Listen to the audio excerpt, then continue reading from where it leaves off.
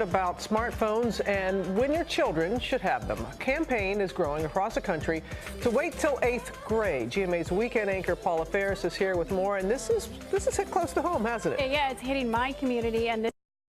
Good morning to you, Robin. You know, parents, we've felt powerless for so long when it comes to screens and smartphones. It is a landmine for our children. Teen suicide rates are on the rise, as is social media. But there is a movement happening. Wait until 8th. Parents are now pushing back, pledging to protect their kids from the smartphone until they're ready for it. The pressure is on for preteens to have smartphones. Do you know any kids that don't have smartphones? No. And the pressure is also on for their parents. Is there one word that you can give me to describe the thought of buying your kid a smartphone?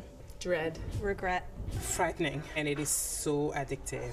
It was this pressure that led Austin mom Brooke Shannon to start Wait Until 8th, where parents sign a pledge not to get their child a smartphone before 8th grade.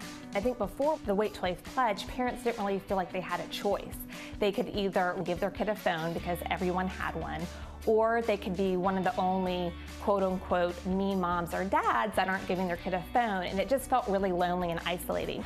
The grassroots movement is now national, and today more than 4,300 parents from all 50 states have signed the Wait Until 8th pledge.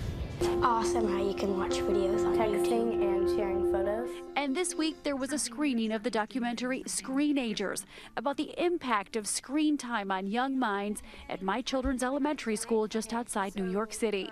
All across the country, parents get together along with the children and say, we're going to wait. How effective do you think this movement can be? I think the more people who can join together and say, we're going to delay this, it's a very powerful device. It's a mini computer with an internet and camera, and they're just not ready to handle the pressures, the anxiety, the depression that comes along with it. In fact, a new study shows a link. Teenagers thinking about suicide are more likely to be users of social media, and experts say there are some real dangers to smartphones, exposing children to cyberbullying, sexting, and sexual predators. Kids that are struggling with anxiety, low self-esteem, ADHD are much more likely to use the devices in a way where they get negative feedback. And for those kids, they're really at risk for being bullied, for getting depressed, for their grades to go down. But now, with movements spreading around the country, parents can take control. Mom of 4, Linda Fisher, is one of them. Her eldest 2 children have smartphones. Do you regret getting them a smartphone? Yeah, I do. Why? And my 8-year-old will not be getting one until he's 13. I signed the petition for Wait Until 8th grade. It's become this crutch for them. It's an easy access, and it causes arguments. What do you think life would be like without your smartphone? I think it would be better in most ways. Why? Smartphones are sort of a distraction during school, which leads to bad grades and bad study habits, and then that leads to much worse things.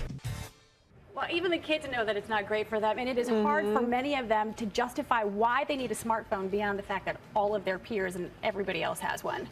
Well, other alternatives that you have. There are, you know, in fact, in my family, we bought our daughter a Gizmo Gadget. We have a Gizmo Gadget and a Gizmo Pal here. You restrict the calls, the texts. This has GPS tracking. The Gizmo Pal, you can only make phone calls, but this is an option. And what about the good old-fashioned just make a call? Say hello to my little friend, Robin. Yeah, this is going the back flip in time. phone is alive and well. I know, listen. A basic phone. It's a basic phone. Now, this flip phone has a camera. Make sure if you don't want your children to take photos to get a flip phone that doesn't have a camera, but it's basic. You want to call your kids, you want them to text, voila, the flip phone. Okay, now what if your child already has... Go to therapy. I don't have an answer No, come for on, that one. come on. And you're going to try and take it away from them? No, not.